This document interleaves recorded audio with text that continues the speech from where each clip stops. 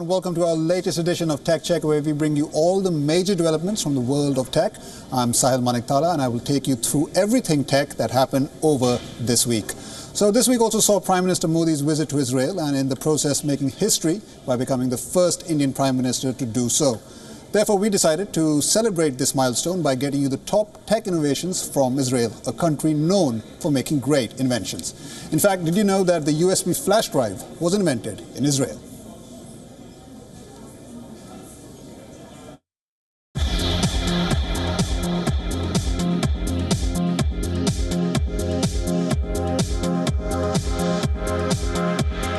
That's right, Israel invented the USB flash drive. You know, that little stick of joy that can store all your documents, files and movies. Probably used by everyone on the planet, it's surely one of the most useful inventions out there.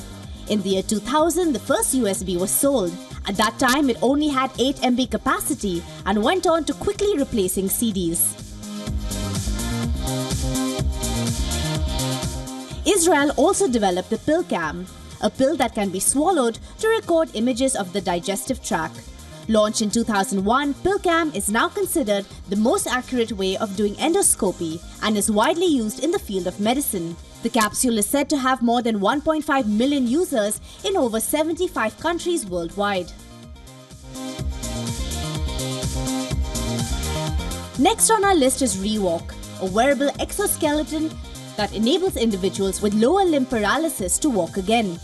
Invented in 2011 by Dr. Amit Goffer, an Israel entrepreneur, REWALK simulates the natural style of walking through powerful motion sensors. Though this technology users can even climb stairs, since its launch, the REWALK device is being used by more than 1,000 people in the world today.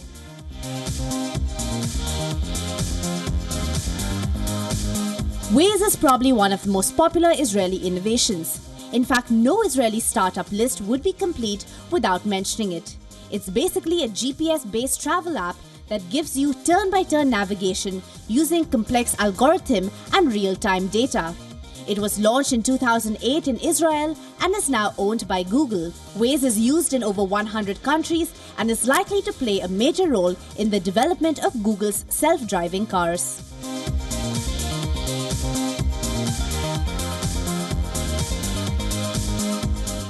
And fifth on our list is Viber. The instant messaging and free calling app was developed in Israel. You can download the app on any smartphone and make calls across the world for free using Wi-Fi. In 2013, Viber had more than 200 million users. Bureau Report, wion. Now, in an attempt to crack down on spammers, Facebook will start hiding public posts from users sharing vast amounts of content per day. Using a new algorithm, Facebook will determine which posts are seen from friends, advertisers and other sources.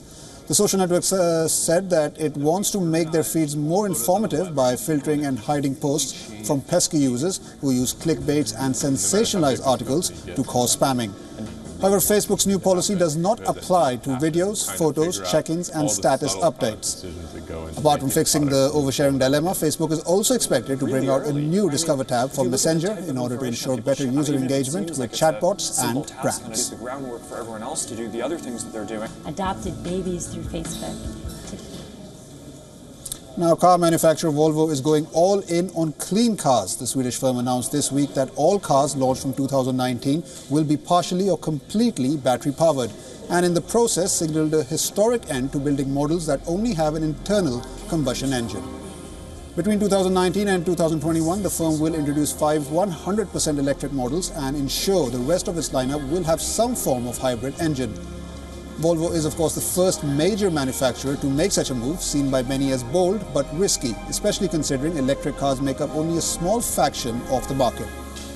According to reports, the first of Volvo's electric cars will be built in China, but others would be made in Europe and the US. Several other major car makers, including Renault and BMW, have also declared ambitious plans for electric cars after pressure from government bodies, which they see as a key way of tackling air pollution and climate change.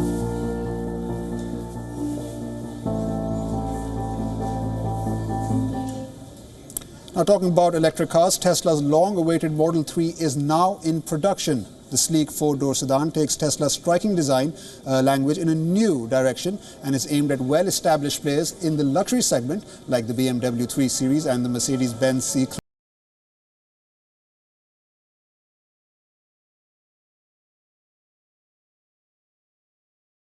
In battery technology and gets an updated cooling system. The basic model will start at $35,000, nearly half the price of Tesla's current cheapest car, making it the company's most affordable electric vehicle to date. According to CEO and founder Elon Musk, production should reach 20,000 cars a month by December. Earlier this year, Tesla overtook General Motors and Ford as the most valuable US car maker, even though it only built 84,000 cars in 2016.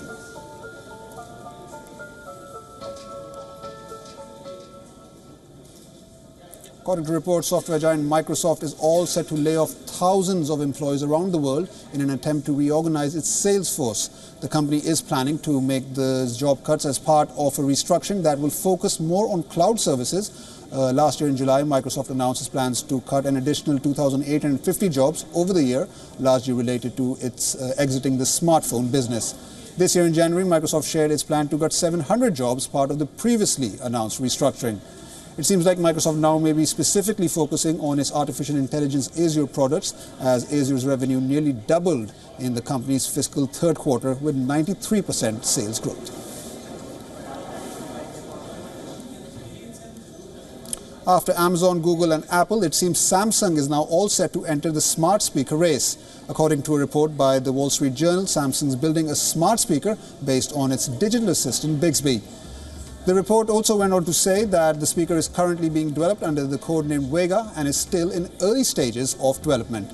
So that means Samsung fans shouldn't break their banks just yet, because it will take a good amount of time till it comes to production. The reason behind this is because Bixby itself, which lacks functionality of its prime feature, Bixby Voice. Of course, Samsung will have plenty of competition to contend with if its speakers makes it to store shelves. Besides the Echo range, there is Google Home, Microsoft's Cortana-based Invoke and Apple's HomePod. More companies like HP and Intel are also expected to join the smart speaker race by the end of this year. So the question is, how will the South Korean tech giant convince people to choose the Vega over the rest?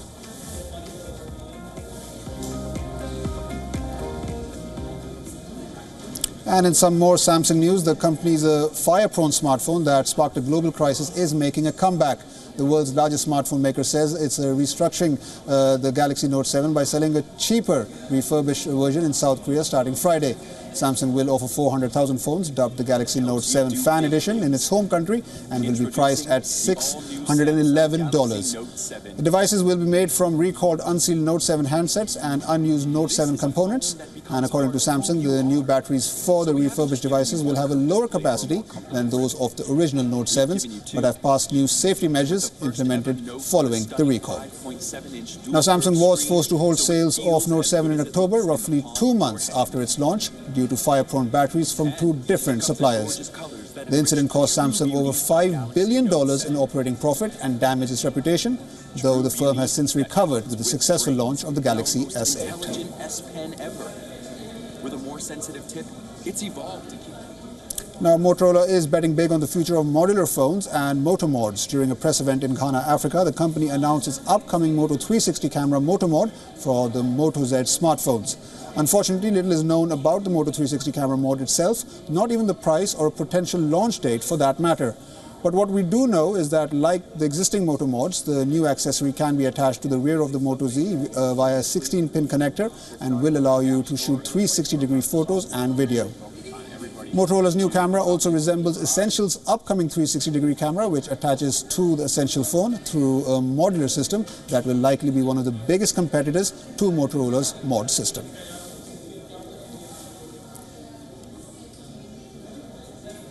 Now, Xiaomi has announced a list of 14 phones that qualify to get an Android Nougat update. According to the reports, there are 14 Xiaomi phones that are going to be upgraded. The list goes on to say that 10 out of 14 Xiaomi phones will get Android 7.0 update, and only 4 are eligible for an Android 7.1 update in the days to come.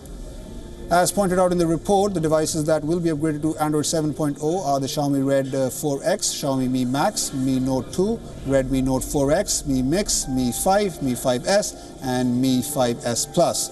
Meanwhile, the devices that will be upgraded to Android 7.1 Nougat include Xiaomi Mi 6, Mi Max 2, Mi 5C and Redmi 4X. Although it was very surprising to see that the Redmi Note 4 is nowhere on the list, leading to widespread speculation because the phone is already on Android 7.0 Nougat preview.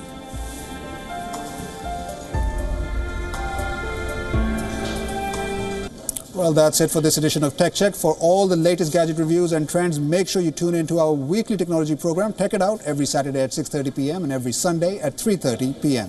Thank you for watching. More news and updates on the other side.